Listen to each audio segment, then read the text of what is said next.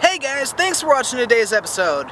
So, as you might notice, I'm kind of sweaty and this isn't my house or an airport, so where the heck am I? Well, today's project is so simple that you can do it literally anywhere.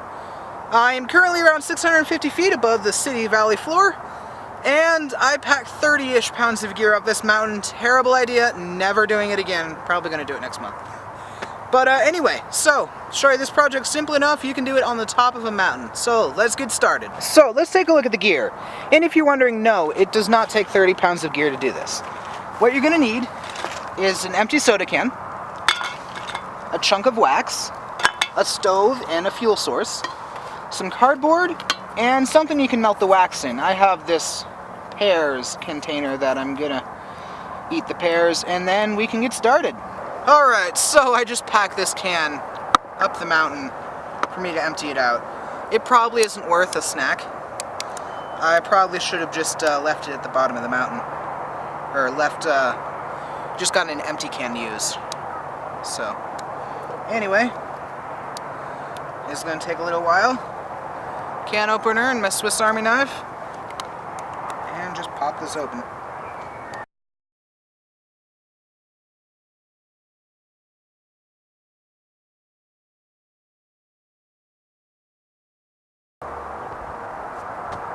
Okay, now, gotta get our stove up and running. Might take me a minute. Shouldn't take too long though.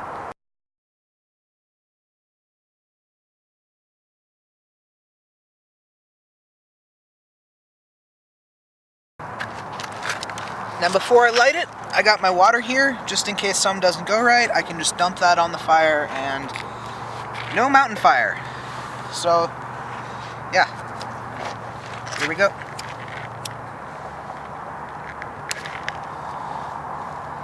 So this is perfectly normal. I just flinched because, yeah, I don't like these a lot and they kind of freak me a bit. It's never good for it to blow on the tank, but it's not anything that will severely danger anything. If it gets fire up near the nozzle, you might want to try and reposition.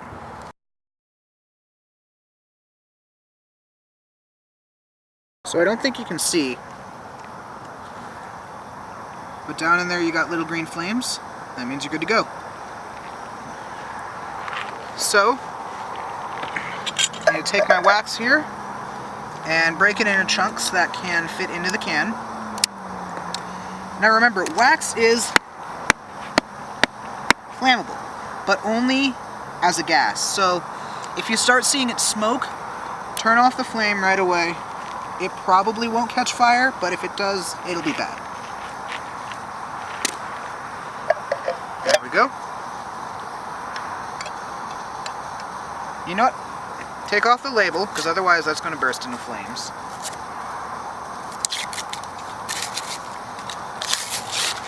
And you're going to want to take and put this on a medium to a low heat while you prep everything else. So I'm actually going to turn this down a bit.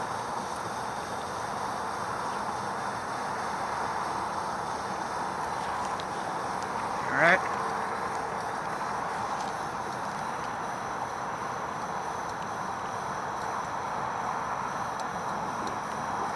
It's hard to tell the difference between low and off.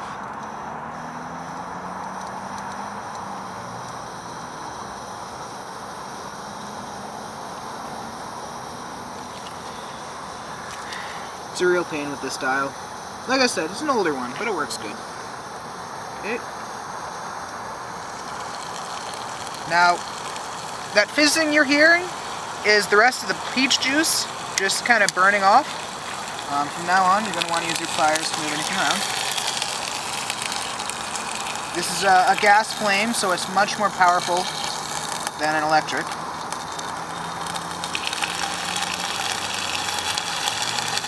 So keep a good eye on that.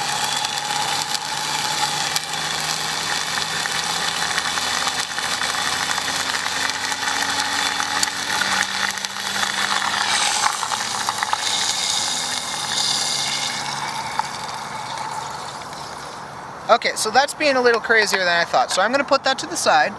I'm going to let this turn off, and I'm going to go prep my other parts and come back to this in just a minute. Okay, so what we're going to want to do here is take our Coke can, and our multi-tool, or tin snips work even better. You can even use a pair of scissors.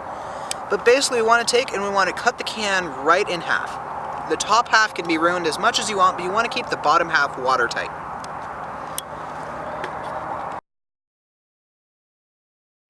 Okay, it's not perfect, but it's usable. Now what we want to do is we want to take our cardboard box and open it up. So we're going to want to take and cut through the bottom tape, if it's not already done.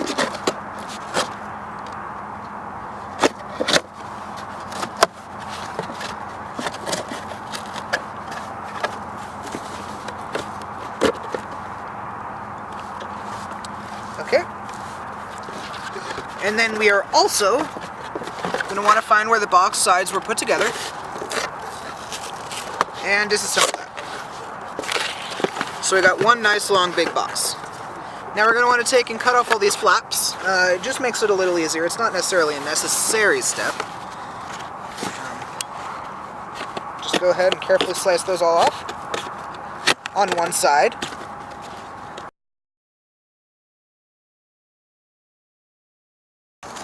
Remember, don't cut towards yourself. Do as I say, not as I do.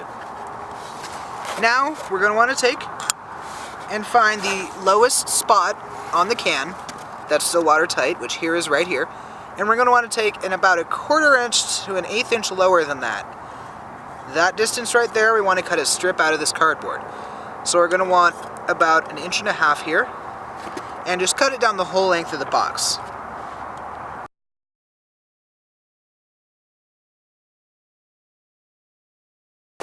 Okay, now we got our strip.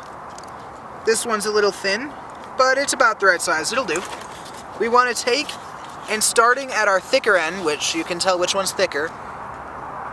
Sorry, starting at our thinner end, because you're probably going to get kind of a slope, more like a triangle than an actual rectangle, which is okay. But starting at our thinner end, we want to take and roll it up really tight. We want to make kind of a circle shape while we're going. Okay, so now we're going to end up with something like this. We want a flat bottom and kind of a concave top. We want something that can fit perfectly in a can, which this actually looks like it might. Perfect. Just make sure nothing gets caught and tears the can. And there we go. So now we have this piece in here. What we're going to do is we're going to take and spin it the opposite direction we coiled it to try and make it expand against the outer walls.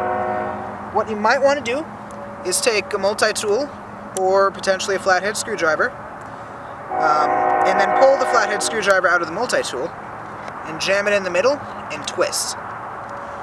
What we're trying to do here is we're trying to make an opening in the middle.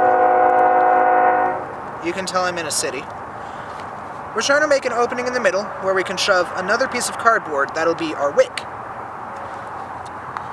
So what we're going to want to do now is pull out our box cutting tool again, which in my case I'm just using a knife, and cut a slice about 3/4 of an inch wide. And it doesn't need to be all that long, because what we're going to do with this is, as you may have guessed, it's going to be our wick. So we're going to take and potentially fold it or roll it a bit and shove it down inside the can. And then, with the piece sticking up, we're going to take and cut into 2 or 3 different pieces and have a few different wicks. Generally speaking, the more wicks, the faster it burns. But that's not always completely accurate. So now we're done with that. Let's go back to our stove, get it turned back on, and finish up with that. Now remember, if you're operating a fuel stove, first thing to do, or really any heating thing, even an electric one, is clear all the flammables out of the area. Throw them off to the side, throw them in the trash, whatever you need to do, get rid of them. Alright, now we need to get this going again.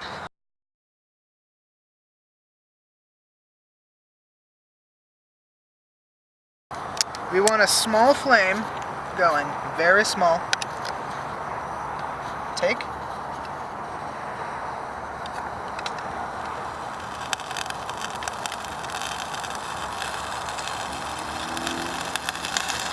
See, that's why. That flame is too hot, so I might even just kind of hold this around.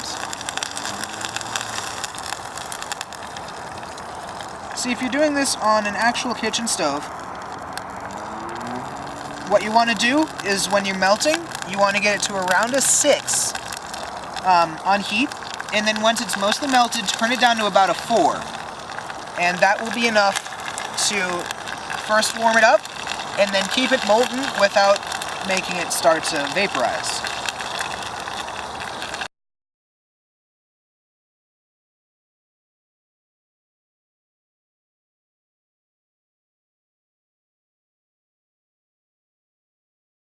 Just a little bit left.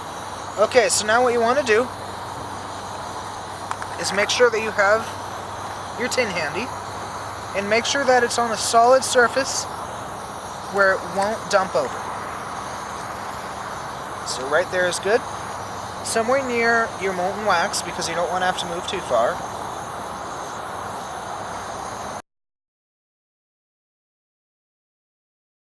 And okay. So as you can see, all of the wax is melted. So go ahead and turn off the stove. Of course, this is a camp stove, so it's going to take a few seconds to burn down. Then what you want to do is you want to take your wax and pour it over the top of the wicks into the container.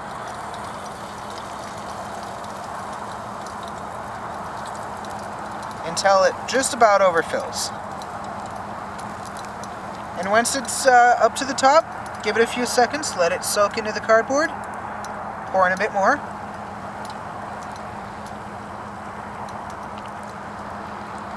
And just keep doing that until all the cardboard has absorbed the wax and it can't take any more. You want to pour right on these wicks because you want them to be covered in as much wax as possible for when they're first being lit.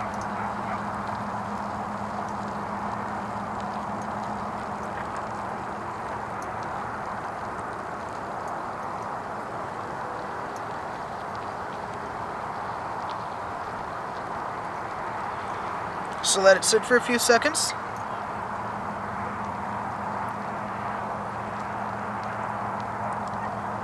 And that's going to be all the wax that's going to be able to handle. So you have a little bit left, just let it cool down. Pour it out of the container if it's something you want to reuse, but since it's just this can, I'm going to put it off to the side. And you have your completed emergency fire starter. And it doesn't have to be an emergency. I've been on campouts where there's been a whole troop of Boy Scouts trying to start a fire for 45 minutes. They couldn't do it. I pulled this guy out, and within a few minutes, I had a big roaring fire going. They couldn't get it lit because all the wood that was around was completely soaked from a storm the night before. So there you go. You're essentially making a candle, but putting in cardboard to make it burn longer and hotter. And now you just gotta sit there and let it cool down, and your candle is complete.